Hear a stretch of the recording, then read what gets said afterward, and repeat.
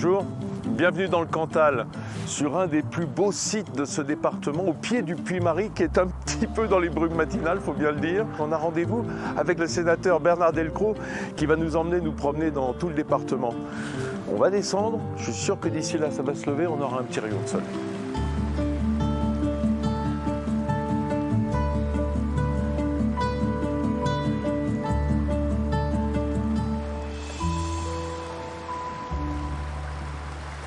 Il m'avait dit sur le petit pont de bois, il ne m'avait pas menti. Bonjour monsieur le sénateur. Bonjour Vincent, vous allez bien? Bon, formidable, faut dire que là on est gâtés Oui. Ce matin.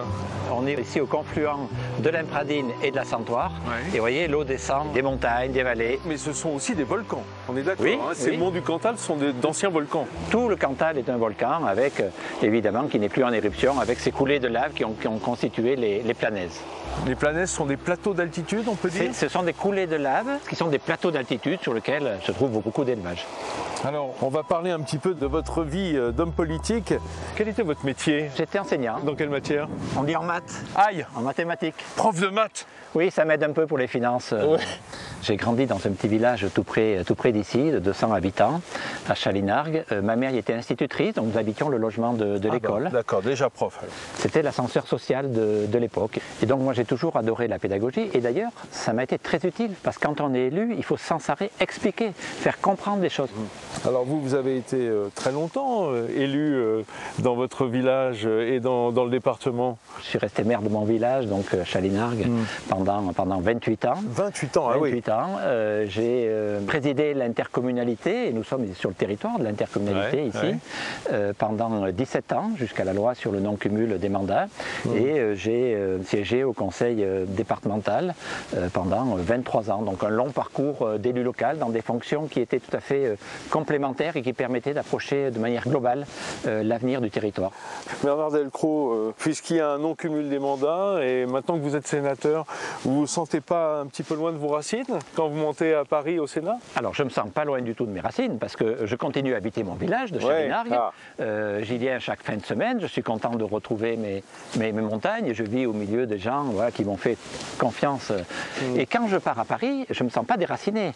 J'ai la force et l'énergie pour faire entendre le message de la ruralité, et notamment des territoires de montagne comme celui dans lequel nous sommes.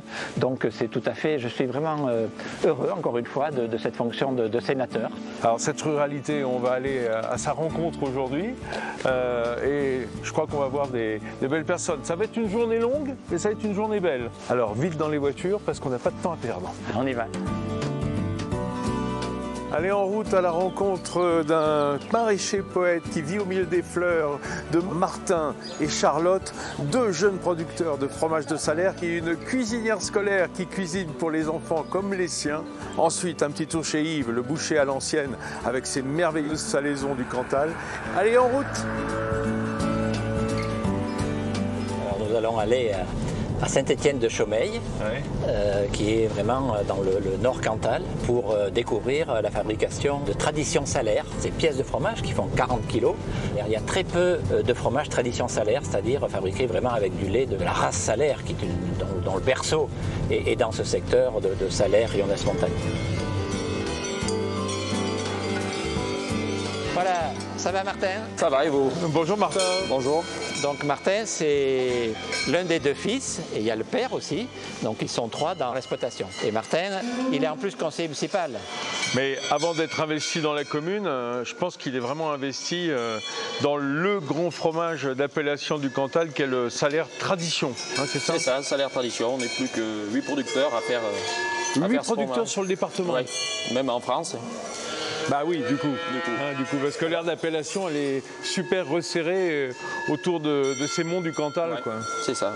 Bon alors, j'ai besoin d'une petite mise au point. La différence entre le Cantal et le Salers, Salers c'est déjà un Cantal plus, et le Salers, et ce que vous faites vous, le Salers Tradition, qui est plus.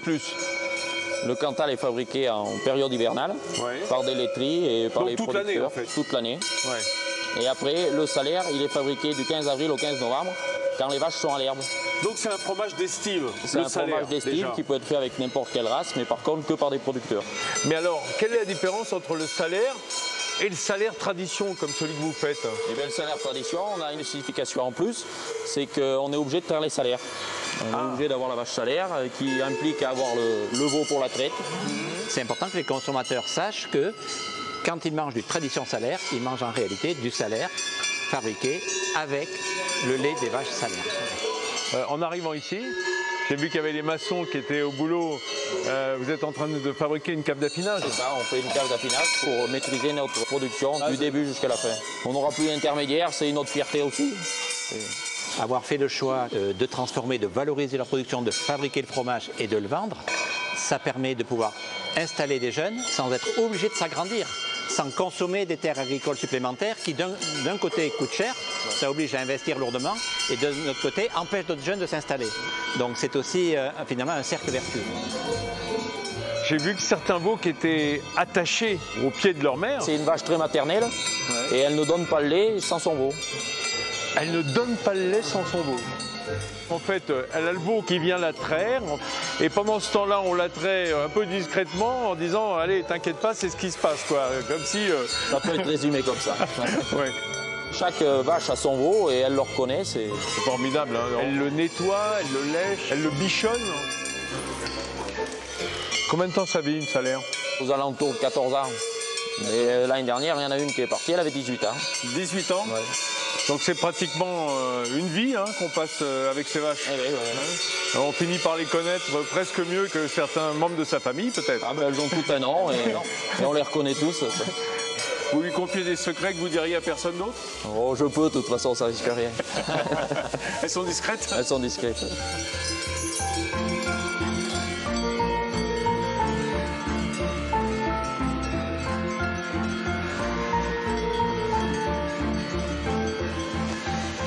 On sent toute la complexité de la flore des prairies d'altitude, quoi.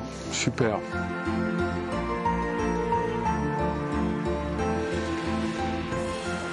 Là, on est dans les champs avec un petit crachin de saison. Alors, je vois les tunnels, je pense qu'on va voir un cultivateur. Certes, mais un peu plus qu'un cultivateur, on va avoir un maraîcher, cueilleur, poète dans son genre, qui a une parfaite connaissance de la nature et de la botanique du Cantal.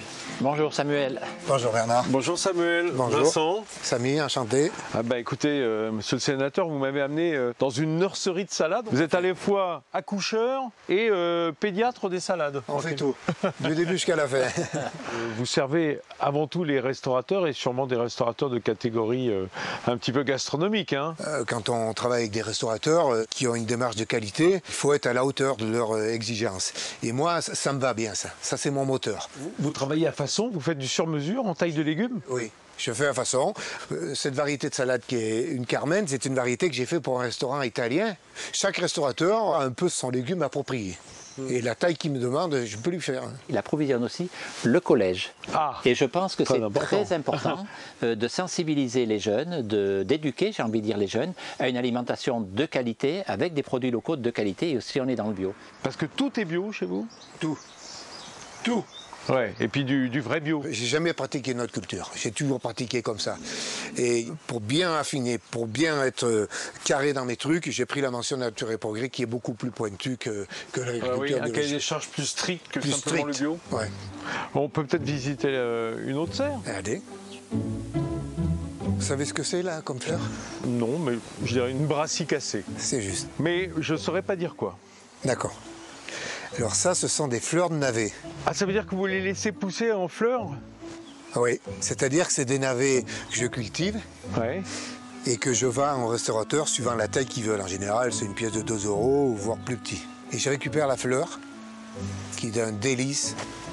Quoi, vous mangez les fleurs de navet, vous? D'accord. Vous pouvez y aller sans crainte. On fait confiance. C'est vrai que c'est bon. Bah, il y a ce côté radis, quoi. Hein. Voilà. Et on le sent pratiquement qu'à la fin. Ça veut dire que le chef vous achète les fleurs? Ah oui, ah oui.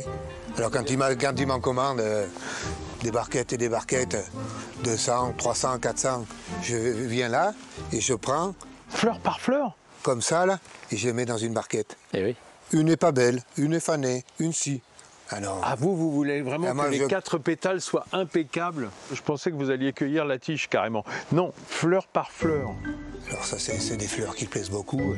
La fleur de roquette, c'est celle qui marche le mieux tout à l'heure. Ah bon? Oui. Et vous en avez? Dans la serre juste à côté. On va les voir. Ah bah oui, oui, carrément. Oh, c'est joli, c'est blanc. Oui, c'est blanc. Ah, c'est formidable. Ouais. Vous les vendez par fleur, vous les vendez par barquette, vous les vendez... Une fleur, je la vends à la pièce, je la vends 20 centimes. 20 centimes une fleur de roquette. Ouais. Moins cher la fleur de navet, j'imagine. Pareil. Pareil, 20 centimes. Ouais. Dans 20 centimes, il y a quand même le coût du bonhomme. Et en pleine saison, on est à 100 barquettes jour. Ah oui, c'est énorme. Quand il faut cueillir là, il faut aller cueillir la pensée sauvage là-bas, il faut aller cueillir fenouil ici, fenouil montagne.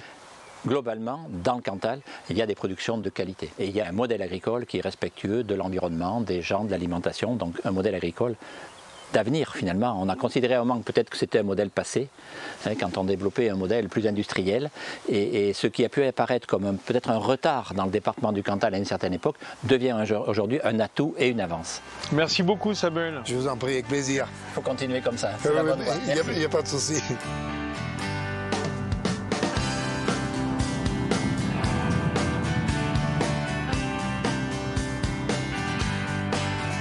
Alors là, nous arrivons à Ytrac, une belle commune à proximité immédiate d'Aurillac. Ouais. Et nous allons à la rencontre de Monique au restaurant scolaire.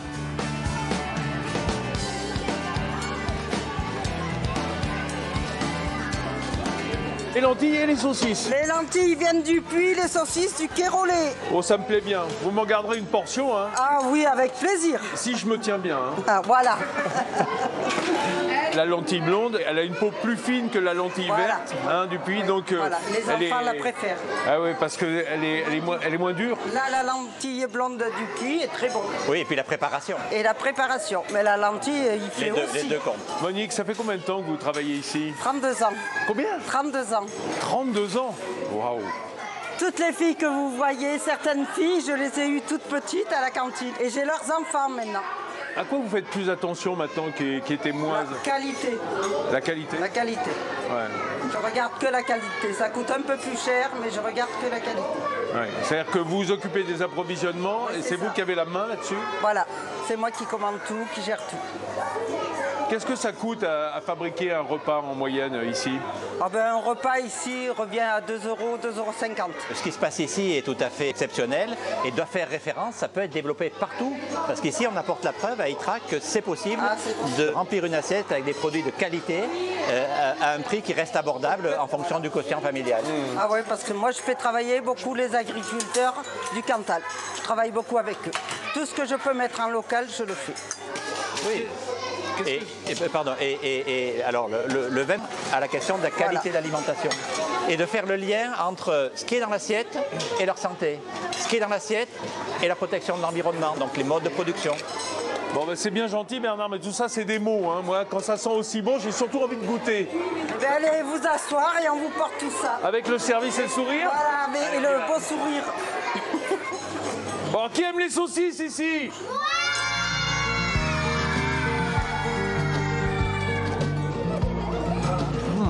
C'est bon, hein? Elle est bonne la saucisse. Hein? Bon produit, bonne préparation, bonne cuisson. Tous les ingrédients y sont.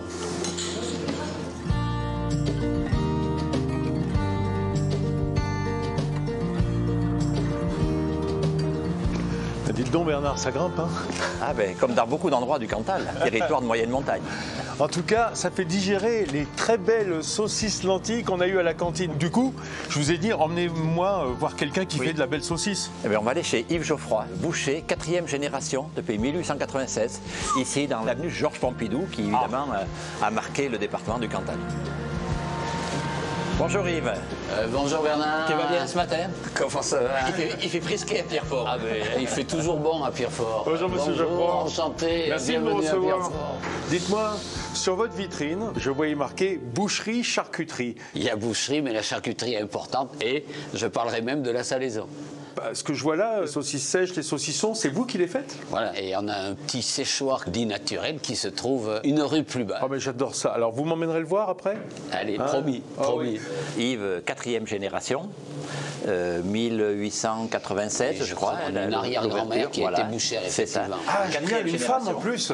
Donc c'est à la fois vraiment une tradition familiale, voilà, qui s'est perpétuée, avec des productions de qualité, des éleveurs du secteur. Bernard, c'est important parce que aujourd'hui on veut opposer écologie et filière bouchère. C'est-à-dire qu'on a l'impression que pour sauver la planète, il faudrait arrêter de manger de la viande. Pour sauver la planète, il faut principalement éviter d'émettre des gaz à effet de serre. Et le modèle qui est ici préserve cela. Production locale, respect de l'animal, abattage à proximité, vente à proximité. Je pense que ce modèle-là travaille en faveur de notre planète, de la préservation de notre planète, plutôt que faire venir des produits, d'ailleurs de viande ou pas, de milliers de kilomètres. Les bêtes d'élevage, il faut le dire, il y a de la prairie, c'est pas ce qui manque. Oui, donc avec il manque de l'herbe locale. Respect de l'animal et de l'environnement et entretien des paysages. Ici, les éleveurs contribuent largement au respect de l'environnement, à l'entretien des paysages. Bon, et puis en plus, je sais qu'on porte la viande jusque dans les coins les plus reculés, parce que des personnes un peu isolées n'ont pas la capacité de venir jusqu'à vous, donc il faut aller jusqu'à elles parfois. Tous les jeudis, Vincent, que vous allez voir, fait une tournée qui existe depuis 60 ans et elle passe dans toutes les petites communes du canton. Avant de prendre le camion, j'aimerais bien passer par le séchoir, parce que j'adore le parfum des saucisses qui sèchent. Vous savez, Vincent, que ici, c'était l'école de Yves Geoffroy quand il était enfant. Mais non, Yves, vous avez réhabilité votre école en séchoir. Exact. C'est fort d'avoir mis des saucisses à la place des élèves. Voilà la saucisse à la perche. Et là, vous voyez, elle est en train de prendre sa fleur. Il lui faut à peu près entre 15 jours et 3 semaines pour être prête à la consommation. Voilà. D'accord. Et alors, j'imagine, pas d'aromatisation. C'est la même recette exactement depuis maintenant un demi-siècle. La seule variation qu'il y a eu, c'est que depuis 10 ans, on sale un tout petit peu moins. C'est la seule chose qui varie. Il serait temps d'aller suivre le camion. Je crois que la tournée a commencé. Notre Vincent à nous est parti ce matin à 7h30, donc il a dû faire déjà pas mal de villages. Moi, je voudrais y arriver avant qu'il n'y ait plus de saucisses dans le camion. Ah, ça. Moi, je serais content qu'il n'y en ait plus.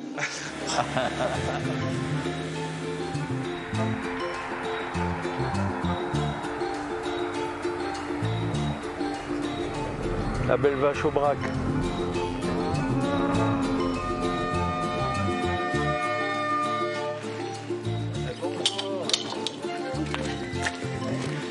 Ça va, Marie? Oui, très bien. 5 escalopes de dinde. 5 escalopes de dinde. Oui. Allez. Bonjour Vincent. Bonjour, messieurs. Bonjour, ça va Vincent? Ça va et vous? Oui, ça va bien. Comment allez-vous? On va serrer le couteau. Vincent également. Enchanté. C'est le fameux camion Geoffroy, ça alors, qui fait les campagnes. Exactement. Combien de villages dans le canton vous faites de haltes dans votre journée? Une quarantaine. Une quarantaine de haltes? Ah oui. Ah oui, on vous retarde là alors, un peu. Je prie fortement pour que les services en milieu rural soient maintenus, parce qu'on n'a pas là, ici des moyens de transport, et c'est la voiture, mais la voiture, il y a un moment où on ne peut plus conduire. Oui. Et du coup, le service que vous amène le boucher ici sur place, c'est important. Très, très. Ouais. Et voilà. Oh, merci. Petite dégustation. Petite dégustation de saucisses. Oui, mais allez-y, messieurs, nous on connaît le produit. Oh là là, oh bah, très bien, on va pas se faire prier. Merci. Voilà. Regardez, Quoi, Janine? dégustation. Truc super important. Quand on a une belle fleur comme ça, cette moisissure, qui donne son goût à la saucisse ou au saucisson, on la retire pas, la peau. Ça n'aurait pas de sens. Ça fait partie du goût de la saucisse. Allez, un autre petit morceau. C'est comme une belle croûte sur un fromage. Quand elle n'est pas trop forte, on la laisse. Merci beaucoup. Allez, au revoir. On se croisera sur les routes du département parce que Bernard et moi, on tourne pas mal aussi, je dois dire. D'accord. Ça fait pas 35 ans, mais... On se fera un appel de phare si on se trouve. Allez, au revoir madame. Au revoir, monsieur. Bernard, on quitte le camion des viandes, mais après la viande, le fromage. On va à Cussac rencontrer Charlotte Sala. Donc on est sur la planète Saint-Flour, effectivement, en direction du sud, dans le département du Cantal.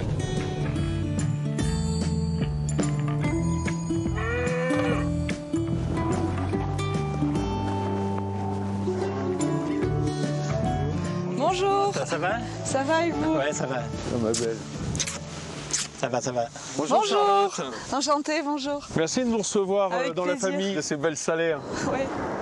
Combien de bêtes ici sur l'exploitation? Alors on a un troupeau de 100 vaches. Ce troupeau-là est tout entièrement trait. Et ensuite on fabrique. On fait du sale à tradition, du fromage fermier. On fabrique 2 fois par jour, du mois d'avril au mois de novembre. Charlotte, on est venu vous voir parce que vous êtes un peu une dissidente dans la fabrication du fromage. Vous avez en fait échappé à l'appellation d'origine protégée. Vous êtes sorti de l'appellation, comme on dit. Oui, on est sorti il y a 4 ans. Donc du coup, on a déposé notre marque. On a continué à garder le même mode de fabrication et la même façon de travailler que quand on était en AOP, voilà. Vous ne faites plus du salaire, non. Même si vous avez des vaches salaires et que vous fabriquez selon les méthodes de salaire, vous faites du salade, oui. Qui est votre nom de famille. Tout à fait. Et on pourra goûter aussi? Ah ben bien sûr, oui.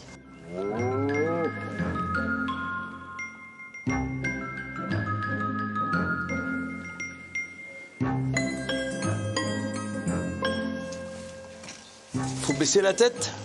Ça dépend qui. Ah, c'est un vieux bâtiment. Elle est fraîche, cette cave, hein? Oui, c'était les caves que mon grand-père se servait. C'est des caves de fermiers. Bon, alors, c'est super. Et là, c'est tout ce qui reste? Ouais, c'est tout ce qui me reste. Bah, génial! Oui, non, mais c'est très bien comme ça. Ah, j'ai envie de dire tant mieux, oui, qu'il y en ait peu.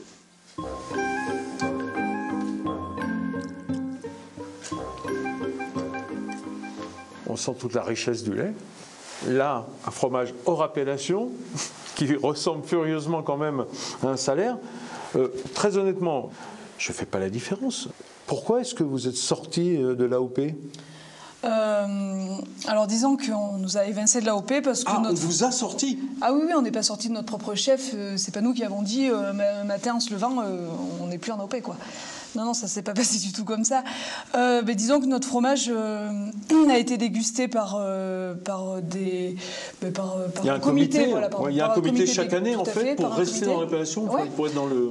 Voilà, et on a reçu un papier avec écrit qu'il était amer et rance, et voilà. Ah bah ça a dû faire plaisir. Oui, ça fait pas trop plaisir dans un coup. Surtout aux parents, j'imagine. Disons que mon père, ça faisait quand même... Mon père et mon oncle, ça faisait 50 ans qu'ils étaient en AOP, donc oui, ça remet en cause notre système, ça remet en cause plein de choses, et financièrement et psychologiquement, voilà, c'est sûr que c'est pas rien, ouais. Charlotte, aujourd'hui, après ce qui lui est arrivé, qui a été un coup dur, a décidé de faire son chemin par elle-même avec sa propre marque. C'est respectable et elle vend du fromage de qualité qui est reconnu, elle a ses clients.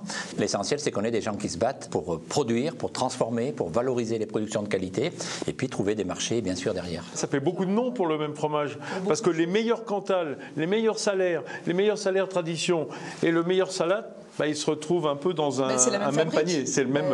C'est tout le même mode de fabrication, quoi. Bon, on s'y perd un petit peu du coup, mais ce qui est sûr, c'est qu'il est très bon. Il est très bon, Charlotte. Ah, merci. Il est très bon, ce fromage.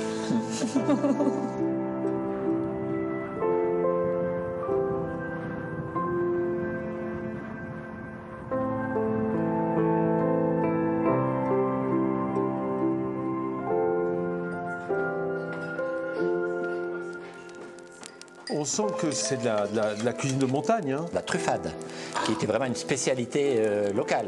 On a fait pas mal de chemin, donc on a le droit d'avoir du reconstituant. Je vous sers ou bien?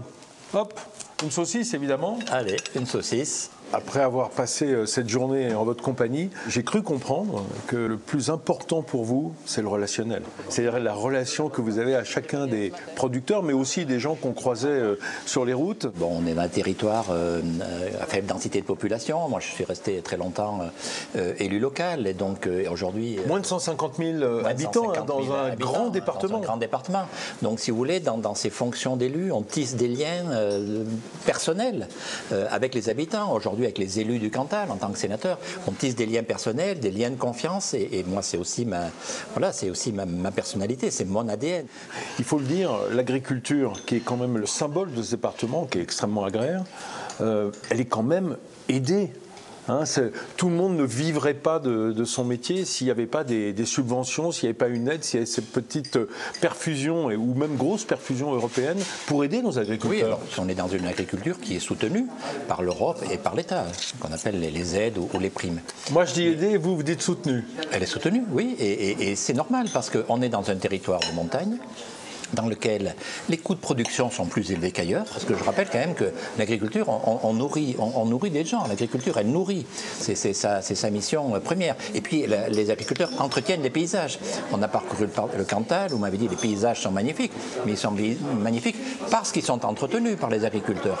Donc tout ça c'est à prendre en compte. Les agriculteurs remplissent de nombreuses missions au service de la société tout entière, et donc c'est normal qu'on leur permette de pouvoir vivre à peu près décemment grâce à la vente de leurs produits, mais aussi à des compléments d'aide en raison des disparités qu'il y a dans les coûts de production entre les différentes régions de France. Merci beaucoup Bernard Delcros, sénateur confiant d'un département où le bonheur se cultive aussi, ici dans le Cantal. La prochaine fois, on sera dans un territoire tout à fait différent. On reprend nos valises pour aller visiter la France qu'on aime, la France des agriculteurs. Retour à la truffade.